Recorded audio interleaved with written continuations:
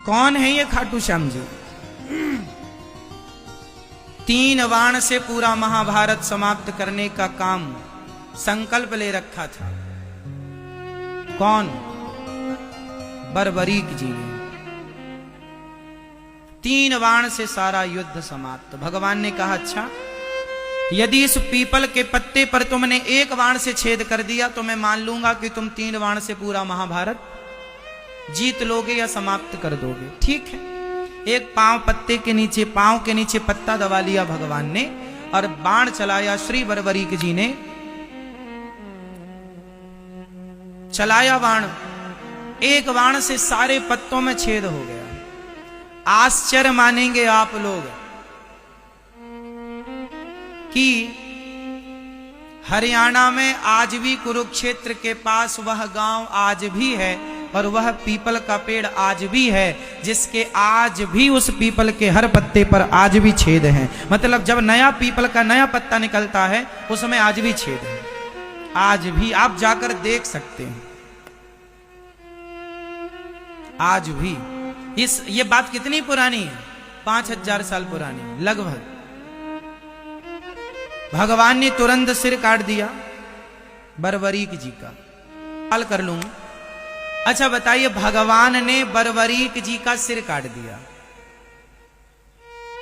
तो क्या भगवान ने बर्बरीक जी के साथ सही किया कि गलत किया? आपके हिसाब से भगवान ने सही किया कि गलत किया? भाई किसी का आपने सिर इसलिए काट लिया कि आप बहुत बड़े बलवान हैं, आप 3 बाण से पूरा युद्ध जीत लेंगे, तो आपका सिर काट दिया गया। तो भगवान ने सिर काट के सही किया भगवान श्री कृष्ण ने या गलत किया?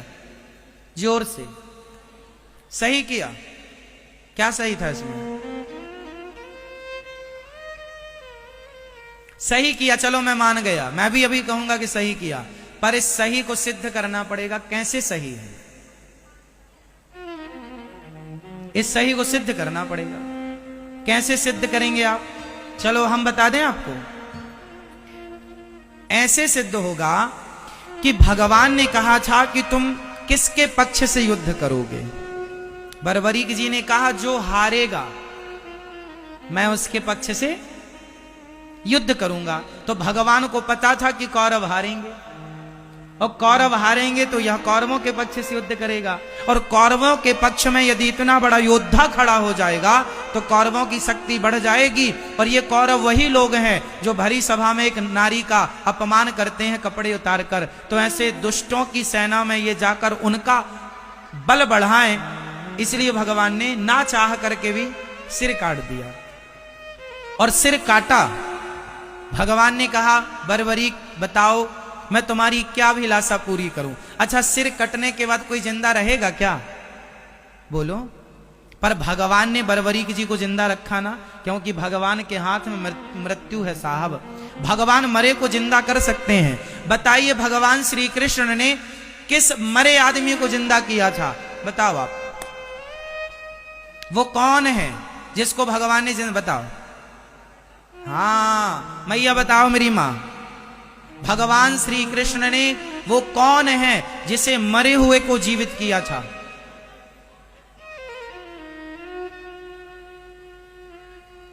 चलो भैया बताओ। नहीं, अभिमन्यु को नहीं जिंदा किया था, उनके पुत्र परीक्षित को। हाँ ये ठीक है आपकी बात, गर्भ में रक्षा की थी भगवान ने। पर एक और ज्वलंत बात, गुरु जी का पुत्र सांदीपनी उज्जैन में रहते थे। गुरु जी सांदीपनी जी उज्जैन में रहते थे, जहां भगवान श्री कृष्ण पढ़ने गए और 64 दिन में 64 कलाएं सीखी। जहां पर सुदामा जी से भगवान की मित्रता हुई, वहां पर जब पढ़कर भगवान आने लगे तो भगवान ने गुरु जी से कहा, गुरु जी मैं आपको दक्षिणा में क्या दूं? तो गुरु जी ने कहा कि अपनी मां से पूछ लो। तो गुरु माता से पूछने गए, गुरु माता जी आप बताओ क्या चाहिए? गुरु जी तो कुछ कह नहीं रहे हैं। तो गुरु माता ने कहा, कन्हैया तुम हमें छोड़कर ना जाओ, यही हमारी गुरु दक्षिणा है। भगवान ने कहा, मां मुझे तो जाना पड़ेगा, कुछ और मांग लो। तो फिर एक काम करो, मेरा बेटा था वो मर गया था, कई साल पहले मर गया था, उसकी बॉडी भी खत्म हो चुकी थी, हड्डियों का भी पता नहीं था। हमें जिंदा करके दो। अब भगवान हो, अब भगवान तो भगवान है, ठीक है चले यमराज के पास, चलो हमारे गुरुजी के बेटा को लाओ। महाराज बेटा की आत्मा तो है, सूक्ष्म शरीर तो है, शरीर का आता पता नहीं है। भगवान बोले शरीर हम बनाएंगे, लाओ। शरीर आत्मा ली, सूक्ष्म शरीर लिया, और भगवान है वो साहब, भगवान है जो एक उंगली से पहाड़ उठाने की ताकत। उन्हें सामान्य पुरुष ना कहा करो, सामान्य इंसान सामान्य पुरुष मानना भी अपराध है। गुरु जी के मरे हुए पुत्र को शरीर बनाया भगवान ने अपने बल से, और आत्मा डाल दी, जिंदा करके दिया था गुरु जी का बेटा। ऐसे भगवान है। जो भगवान गुरु पुत्र को जीवित कर सकते हैं, वो बरबरीक जी के कटे हुए सिर को बचाए रखें, इसमें कोई आश्चर्य नहीं। अब भगवान ने कहा बताओ तुम्हारी क्या इच्छा है। बरबरीक ने कहा मैं आपके हाथ से मरना चाहता था, इसलिए मैंने जिद की आपसे, मैं आपके हाथ से मृत्यु चाहता था। भगवान बोले अब तुम मरोगे नहीं, इच्छा बताओ। बोले मैं महाभारत देखना चाहता हूं कि इस महाभारत में कौन योद्धा है। एक पर्वत के शिखर पर भगवान ने रख दिया कटा हुआ सिर, और कहा कि अब तुम्हें दर्द नहीं होगा, पीड़ा नहीं होगी, कोई कष्ट नहीं होगा। रखा 18 दिन तक खूब युद्ध हुआ। युद्ध पूरा हुआ, पांडव जीत गए। कुछ दिन के बाद भगवान बरबरीक जी से मिलने गए पांडवों को लेकर। भगवान ने बरबरीक जी से कहा भैया बताओ कि महाभारत में तुमने सबसे बड़ा योद्धा किसे माना है, किसे आप बड़ा योद्धा मानते हैं। अर्जुन को लगा अपने ही नाम आएगा, गांडीवधारी। भीम भैया बोले हमारा गदा काम कर गया है। पर बरबरीक जी ने मुस्कुराते हुए कहा प्रभु इस महाभारत में मुझे आपके सुदर्शन चक्र के अतिरिक्त कुछ दिखाई ही नहीं पड़ा।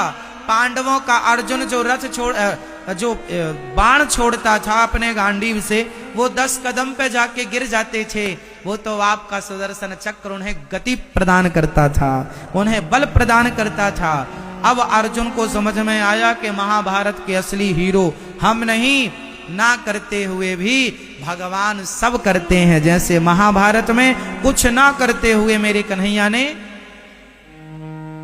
सब कुछ किया, भगवान ना करते हुए सब कुछ करते हैं। तो बरबरीक जी से कहा अब तुम्हारी इच्छा बताओ। प्रभु बस आपका दर्शन हो गया, कोई कामना नहीं। भगवान बोले सुनो तुम निर्दोष हो, तुमने कोई अपराध तो किया नहीं, मैं तुम्हें मृत्यु दंड किसका दूं। इसलिए जाओ, अब से तुम खाटू में रहना है, भगवान का चिंतन करो। भगवान परम आनंद को प्रदान करने वाले हैं। संसार में जो सुख है वह क्षणिक है, इसलिए संसार का काम करना चाहिए, पर काम करते हुए बस ये याद रखे रहो कि हे नाथ मैं आपको कभी, सब बोलो मेरे संग, बोलो हे नाथ मैं आपको कभी भूलूं नहीं, हे नाथ मैं आपको कभी भूलूं नहीं। सदा भगवान का स्मरण। ऐसे भगवान सतचित आनंद विश्व की उत्पत्ति पालन संहार करने वाले ऐसे भगवान श्री कृष्ण को, राधा सहित श्री कृष्ण भगवान को हम बारंबार नमस्कार करते हैं। श्री कृष्णाय वयं नुमः।